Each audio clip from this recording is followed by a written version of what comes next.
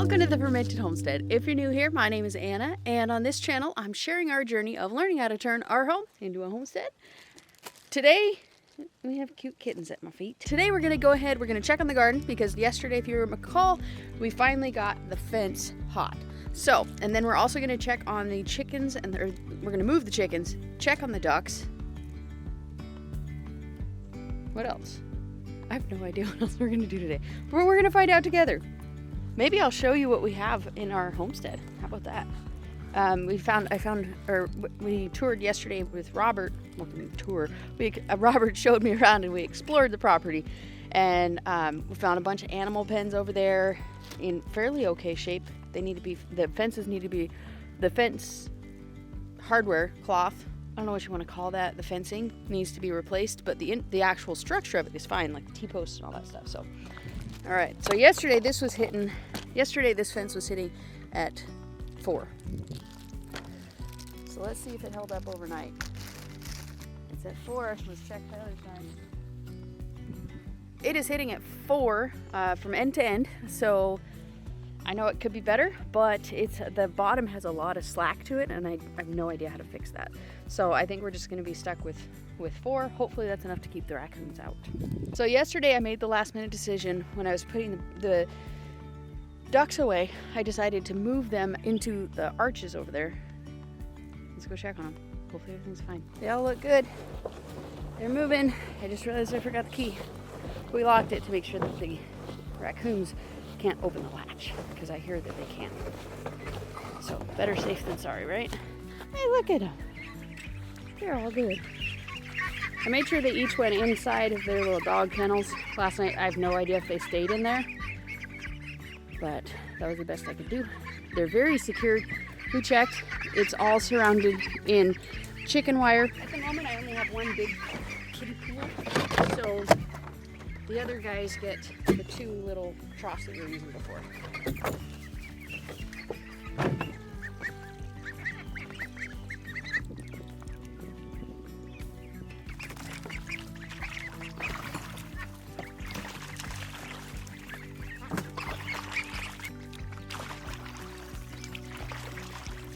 So I think now that these guys are happy as a duck in water, we're gonna go ahead. I'm gonna show you the animal areas we have. Okay, I'm not 100% sure what all of these are, but I'm still gonna show you. I'm pretty sure that these ones over here are hog pens. Pretty sure. So I haven't gone in there, and I'm not going to, but it has a nice shelter there, a nice big shelter actually. And then it cuts off right about here. And then the fence cuts across right at the end of the shelter. So it just goes like that and comes around. And then this one over here is also just kind of just a get out of the weather shelter. And this one goes back pretty far. It's probably twice the depth. So I don't have a clue how this stuff works, but this one is a really big station, and it cuts back down here to where there's like a chute that you can push them through basically. So that's a pretty neat design.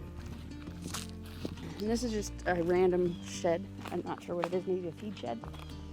But yesterday we went and explored all of this. It's beautiful. There's a lot of hills, but there's also more than plenty of flat areas, like really big areas that are flat that we can totally do gardening on. So a gardening and orchard. Pretty sure we know where the orchard is going to go, but not entirely. Over here, it's a super old, really gross single wide that we've actually paid a local guy. His name's Larry. He's freaking awesome. He's actually working on another one up there closer to the house. We're paying him to actually clear these out, and he gets to scrap all the metal and all that kind of stuff.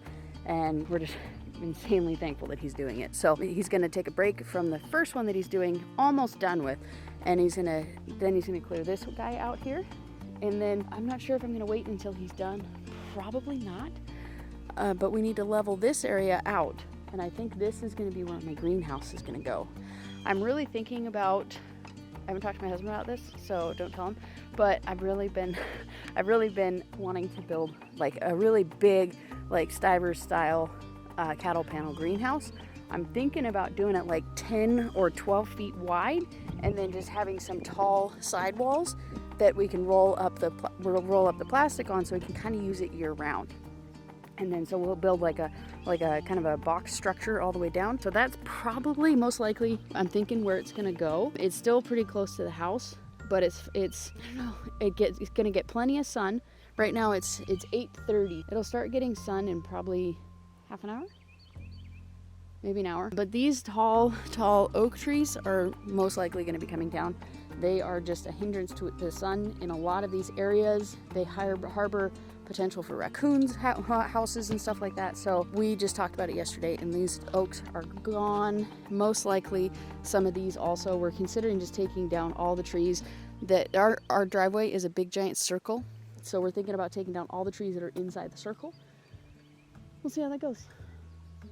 But definitely those two are definitely going bye-bye. So there's shade from those won't be much of an issue. Basically, I think as soon as the trailer is gone here, we'll be taking that guy down so we can fell it here. Okay, so and this whole area here, once we get all the burn piles and stuff cleared up, which there's a lot of burn piles on the property, a lot of garbage piles. So we might have to rent like a dumpster and a backhoe or something, just to get these things out of here. Excavator. I think an excavator might be the right word. Whatever. I don't know how to drive it, nor do I know which one's which. So, but my kid does. So we'll probably be gutting out that burn pile as soon as he's finished burning this one, and then clean it all up.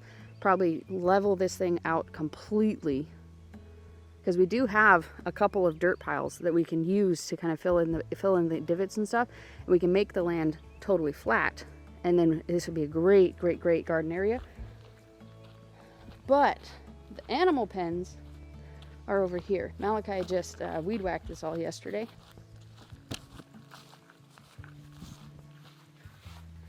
Okay. So all these hose bibs are not hooked up. From my understanding is that these all through the whole property, not a single one works. They were all hooked up to a line that went to a well on another property. This used to be like a family compound, and when they sold off the property, they cut off the lines to these. So at some point we really need to hire like somebody who knows about this stuff, sort of stuff, and can get this thing like hooked up to our well, because my understanding is they're all tied together. So if we hired the right person who knows what they're doing, he could probably get this thing hooked up, probably with a very minimal problem. We just need to find, I think this is the end one. This is the last one. This here is going to be the chicken coop. It's great. It's huge. It's in really good shape.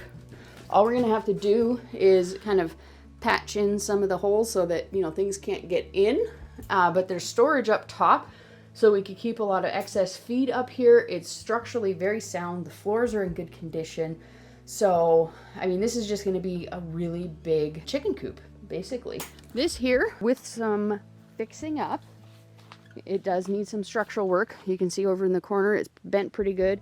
That side over there, it seems bent pretty good. And this side over here seems pretty sound. This side and the center. So once we kind of brace that and get that sorted out, this is going to be a fantastic hay shed or hay lean-to, hay barn. I don't know what you want to call it, but we'll probably put up a couple sidewalls to keep the hay dry. But this will be a perfect place to store hay for the goats, which go in here.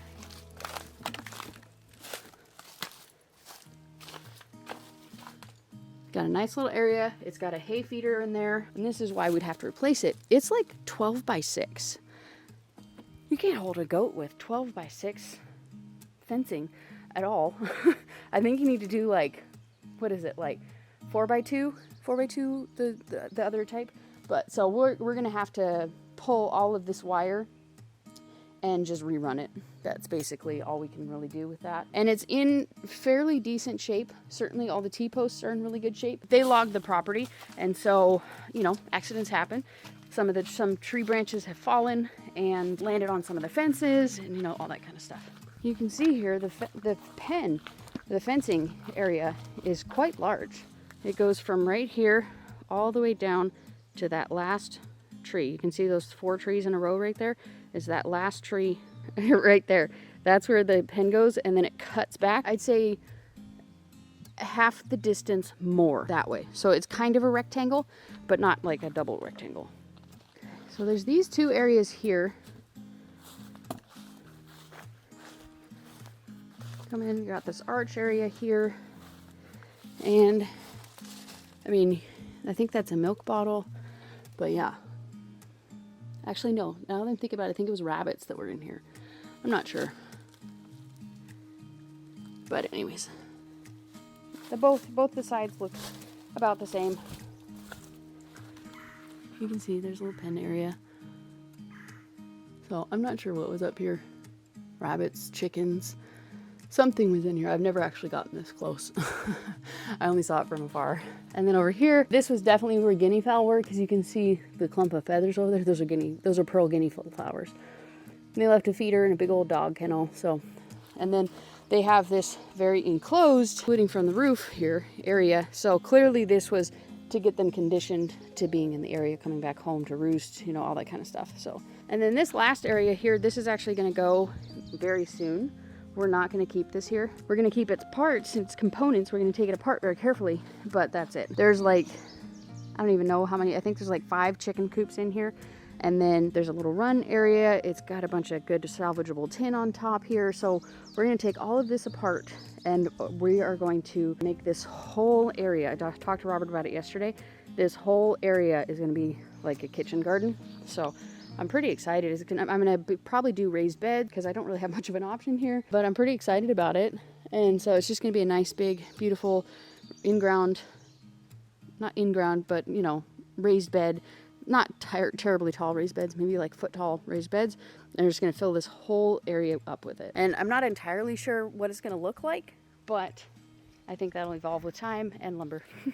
So that's basically the tour of like the animal pens and the areas. We'll probably be adding more. We have a big pond over there. Not big pond, but you know, it's a pretty decent sized pond over there. And we're gonna let the ducks go in there at some point. Our understanding is that ducks help to seal the pond. It's fairly sealed. It still has a decent amount of water in it, but it's definitely not as full as it could be. So hopefully when we put the ducks over there, they'll help to kind of seal it in, and we'll be able to hold more water over there. So I guess that'll become a pen area of sorts. I'm not sure. This is the area where the brooder is. Okay, here I took out the duck brooders because I don't need them anymore in here, and hopefully I will never need them again.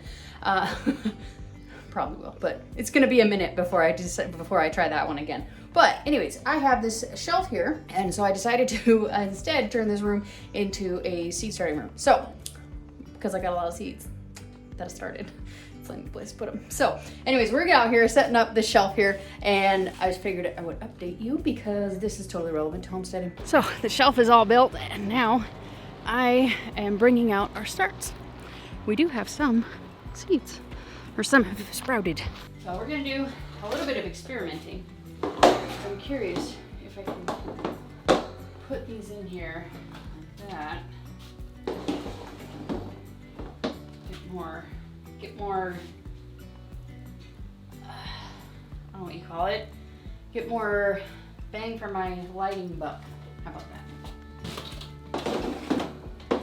Usually I would run 2 lights, and the shelf that I had was much more narrow. It would only fit these flats sideways, but I'm hoping since the shelf is so wide, I can spread out, or no, I couldn't space the lights any further apart, so that's kind of how I had to do it. So hopefully with this one, we're gonna experiment, and we'll see if 2 lights spaced a little bit further apart will handle it. I know with the regular, like that type of light, oh, I don't know if you can see it, but there's like a halogen light up there. I don't know, I don't think that one would work for this, but since these are the multi-spectrum LED lights, you don't have to keep them as close to the seedlings to prevent like spindly starts. So I'm gonna try it. I do have some that I can gauge that we can experiment with here. So we'll see how those go. If these start to get too long and spindly, then I'll add like a 3rd one in the middle.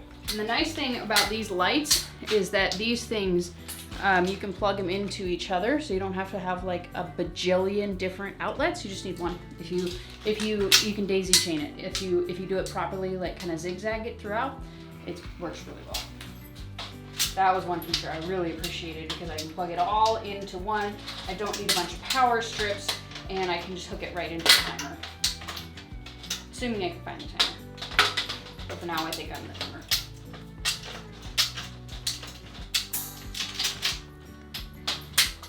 I do have these listed in my Amazon, what do you call it? Amazon shop or whatever you call it. But I will specifically link these. I'll also link the Bootstrap Farmer, the plug flats, and the 1020 trays, all that kind of stuff.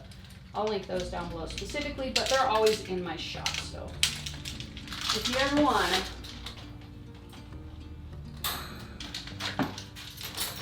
That is my alarm. It's time for my live. These are not sprouted yet. Well, one of them is, but it'll be fine for an hour.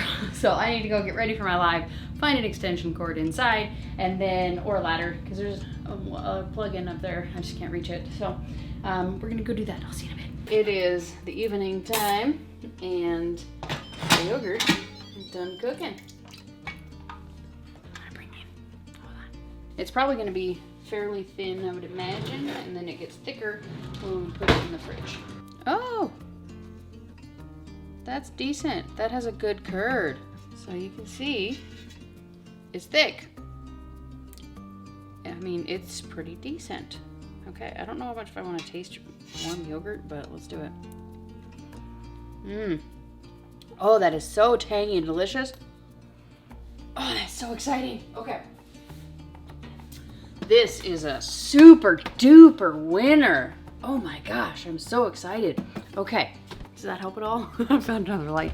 Okay, so now for the kefir. The kefir is thick in my artichoke jar. Can you see that? I don't think it's coming across, but anyways, it's thick. Maybe it's not. Maybe it's a total failure. It's really not thick. It's literally like liquid. Maybe I should have shook it more. Shake it, mother bigger. Yeah. That's a fail. That's surprising. Okay.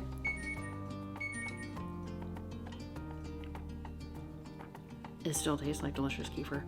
We have a raw milk yogurt total success. We'll find out in the morning for sure, but I'm pretty sure it's a full success based on how curdy it is today. And then we have our raw milk kefir, which I think is, at least for now, is a halfway success. So I'll give it half now, and we'll find out in the morning just how much of a success it actually is. I'm super pumped because I'm sorry, but I've never seen raw kefir or raw yogurt in the store. You'll be lucky, but you can find grass-fed kefir, not raw, but you can find grass-fed kefir. It's usually $7.99 to $8.99 per pint. This is $1. So I'm really excited to have these two different types of milk, raw milk ferments. The yogurt it's more of a transient bacteria.